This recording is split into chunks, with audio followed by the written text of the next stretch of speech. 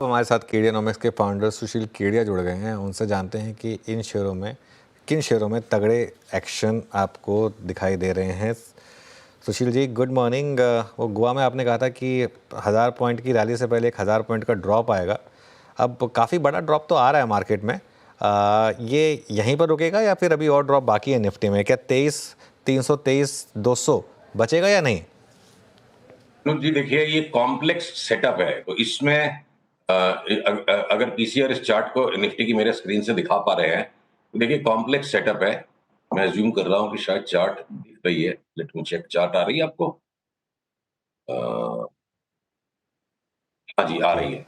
तो ये देखिए, ये यहां से हमारी जो बात हुई थी, एक बार 24,300 जाएंगे और वापस यहां आ जाएंगे, तो इसमें कोई बहुत बड़ा विज्ञान नहीं था। ये बेसिकली एक पैटर्न जो बन रहा है ना, ए बी सी हो सकता है एक बार 23,400 जाके हम वापस 24,400 वापस आए और फिर टाइम पास करते करते थोड़ा सा टाइम या गुजार सकता है बाजार कि फिर से एक राउंड वापस 30,000 का दिखा दे। ज्यादा से ज्यादा ये एक लेग हो, फाइनल बॉटम इसी जगह हो जाए, एक या दो लेयर डर के।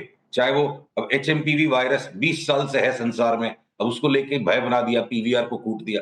बेसिकली इंड्यूस्ड फियर का मार्केट मुझे लग रहा है। मैं रॉन्ग हो सकता हूं, बट अभी ये लग रहा है बस डरा धमका के बाजार माल छीन रहा है।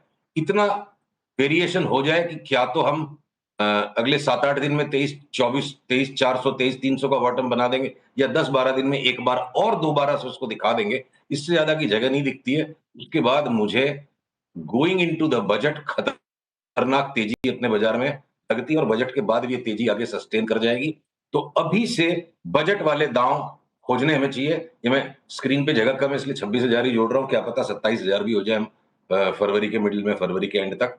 तो अगले कुछ दिनों में ये 400-500 पॉइंट का जो डर है, अब डरेंगे भी और कमाएंगे भी, दोनों काम तो होते नहीं, निडर होकर काम करना पड़ेगा।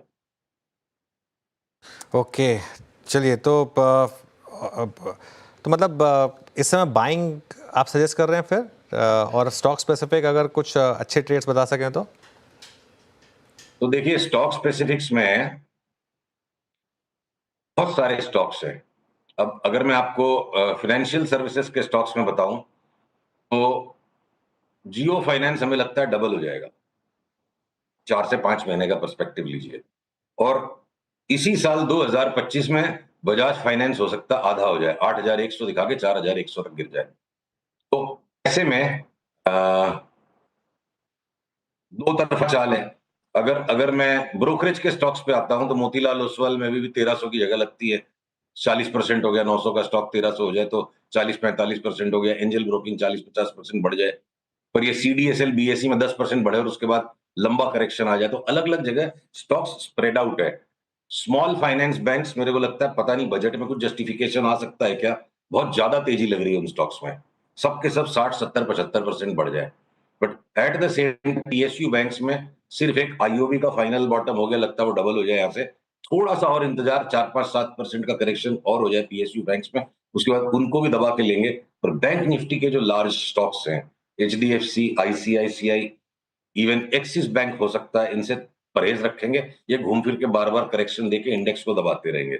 लार्ज बैंक्स को हमें शॉर्ट कर करके हेज करना है, small finance banks, PSU banks को दबा के लेंगे। अब आप आ जाओ, अगर मेटल्स की स्पेस में आते हो, अपनी बात पहले भी हुई थी एमओआईएल, अब उसमें एक हायर बॉटम बन रहा है, और एमओआईएल यहां से लगता है मेरे को डबल हो जाएगा। 3 से 6 महीने का पर्सपेक्टिव रखिए। मैंगनीज के prices world wide shoot up करते जा रहे हैं। अगर अगर मैं मेटल्स की स्पिक के अलावा बाकी भी मेटल्स में ब्रॉडली करेक्शन हो लिया, थोड़ा सा और जगह बाकी है। ऑटोज में हम टाटा मोटर्स पे तेजी और बढ़ाते जाएंगे। ब्रिटिश पाउंड में कल बड़ा रिवर्सल आ गया, 20% की जंप वहां आती है, टाटा मोटर्स 40% बढ़ जाएगा। अभी हम 25% की बात लेके चलते हैं। तो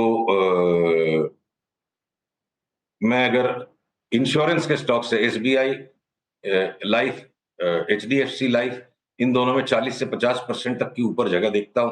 एलआईसी ऑफ इंडिया भी एलआईसी ऑफ इंडिया भी 25 से 30% एक बार बढ़ जाए, तो रिलायंस ओएनजीसी मार्केट को सामने से लीड करेंगे। तो अनुज, आईटी के स्टॉक्स में एक ब्रॉड बेस्ड करेक्शन आ जाए कि वो घटे ही नहीं है बिल्कुल, और उसके सिवा इवन मीडिया के स्टॉक्स में जिनमें कुटाई हो रही है, थोड़ी देर पहले मैं सुन रहा था इनको अपने वीरू को कि पीवीआर को ऐसे पीटा जा रहा है। हो सकता है 1-2 दिन में पीवीआर का भी बॉटम बन जाए, वापस 400-500 रुपए की तेजी हो जाएगी। तो सिलेक्टिव करेक्शंस हैं बाजार में, जो बहुत अच्छी बात है। और इंडेक्स एक अलग खेल है। 23,000 को आप बॉटम समझ लो, 26,000 को 27,000 को ऊपर की जगह समझ लो, 2025 का ये पर्सपेक्टिव है। पर इंडिविजुअल स्टॉक्स में टाइम टू टाइम करेक्शन हो जाने के बाद पकड़-पकड़ के 25, 30, 40% तक कमाने की जगह अभी भी बाजार दे रहा है। ओके अच्छा सुशील जी, गुड मॉर्निंग, वीरेंद्र बोल रहा हूँ। ये हमारी बात जुबलेंट पे हर बार होती है जब भी आप आते हैं। 800 रुपये का कल ये स्टॉक हो गया, अभी यहाँ पे कुछ प्रॉफिट बुक करना है या फिर लीड करेगा ये अभी भी? सॉरी, किस पे बात कर रहे हो आप? जुबिलेंट पे हम हर बार बात करते हैं और चला भी खूब तबीयत से इस बार पिछले 20 दिन में। अब थोड़ा बुक करें या फिर अभी चलने दें इसको? अभी अभी नहीं, आपके अनुसार करना क्या चाहिए? जुबिलेंट पे हमारी जो पर्सपेक्टिव थी कि 400 से 800 तक हम इसको राइड करेंगे, वो राइड भी कंप्लीट हो गई। टारगेट खाली पूरा नहीं हुआ, पैटर्न भी पूरा हो गया। जुबिलेंट से अब हम आउट हैं और 1, 2, 3, 4 दिन में जब भी इसमें शॉर्ट सेल का सिग्नल बनेगा, हम जुबिलेंट को अगले 6 महीने, 8 महीने वापस 800 से 400 की जर्नी एक्सपेक्ट करते हैं और उसके अनुसार बार-बार बेच-बेच के इसमें ट्रेड बनाएंगे। सारे एफएमसीजी जब करेक्ट कर रहे थे, जुबिलेंट एक तरफ भागता गया। अब जुबिलेंट से निकल के हम बाकी के एफएमसीजी स्टॉक्स में पैसे डालेंगे। अच्छा, इसके जुबिलेंट साथ से निकल के आप बाकी सब एफएमसी पैसा जहां डालेंगे वो कौन सी पॉकेट्स होंगे सुशील जी? टाटा कंज्यूमर को देखिए अच्छा मूव दिया, ब्रिटानिया ने अच्छा मूव दिया, कल डाबर मैरी को कोलैप्स हुए, बट आपका टेक क्या है? वो पैसा कहाँ जाएगा, किस तरफ? डाबर पे सबसे ज्यादा तेजी करनी है। उसके बाद आप सारे के सारे एफएमसीजी स्टॉक्स ले सकते हैं। समस्या है कौन सा न ले। मतलब 35% अगर हिंदुस्तान लीवर जैसा भारी भरकम स्टॉक भी बढ़ता लगता है, लेकिन बार-बार डर का वातावरण इस संसार में आएगा। क्रूड में मेरे को लगता है फाइनल लास्ट करेक्शन अगले 5, 7, 8 दिन हो जाए, उसके बाद क्रूड एक तरफा अगर भागेगा $100 तक, तो कुछ ना कुछ संसार में समस्या पैदा होने पे भागेगा। और समस्या के माहौल में, डर के माहौल में एफएमसीजी बिल्कुल सेफ बेट है। सबकी चार्ट्स रेडी है। जैसे लीवर जैसा भारी भरकम स्टॉक भी 30 से 35% यहां से रिटर्न दे देगा। 2400 वाला 3200 हो जाए, टाटा कंज्यूमर 50% बढ़ जाए, डाबर 60-70% बढ़ जाए, तो मेरे को लगता है 3 से 5 महीने में कंज्यूमर स्टॉक्स में, ये एफएमसीजी स्टॉक्स में एक्स्ट्रा ऑर्डिनरी रिटर्न्स पॉसिबल लगती है। एकदम चार्ट सबकी स्टैक्ड है कि ट्रक भर के ले लो इनको। ओके, ट्रक भर के ले लो। चलिए अब एक जो एकदम 5 बैगर 10 बैगर कॉल कौन सी होगी इस समय? जैसा बीएससी आपने 2 साल पहले बताया था, ऐसा कोई नोवेल आइडिया? थोड़ा-सा इंतज़ार करेंगे, इसको हम वेट एंड वॉच कर रहे हैं, कंसोलिडेट होने देते हैं। क्या पता और भी 15-20% तक नीचे घट जाए, तो प्रीएम्प्ट नहीं करेंगे। मैं आपको नाम मेंशन कर देता हूँ जो हमारे रेडार पे है। हो सकता है अभी भी घटे, वॉच करेंगे, जब फाइनल सिग्नल आएगा तब हम आपको कन्फर्म करेंगे, क्या पता नेक्स्ट वीक या उसके बाद। और स्पंदना फुर्ती फाइनेंस मेरे को लगता है, और कोई नई बात नहीं, पास्ट में भी 4 बैगर हो चुका है और फिर से पूरा पुल बैक दे दिया। तो हो सकता है स्पंदना फुर्ती फाइनेंस जब भी इसमें सिग्नल आएगा, अभी हम इसको तुरंत लेने के लिए नहीं कह रहे हैं, तो ये हो सकता है 300 वाला 1800 हो जाए, उसके लिए सिग्नल की वेट करेंगे। क्या पता नेक्स्ट वीक जब तक हमारी मुलाकात हो, ये 5 बैगर की मूव ट्रिगर कर चुका हो। ओके, स्पंदना स्फूर्ति, जी हाँ, 1200 से स्टॉक 300 तक तो आ चुका है और कई लोगों का मानना है कि शायद वर्स्ट प्राइस में हो यहाँ पर। सुशील जी, बहुत बहुत शुक्रिया ये सब स्टॉक आइडियाज़ आज हमारे सामने रखने के लिए और इंडेक्स पर अपनी बोल्ड कॉल एक बार फिर से रिपीट करने के लिए। इस शो को यहाँ समेटने का समय आ गया है।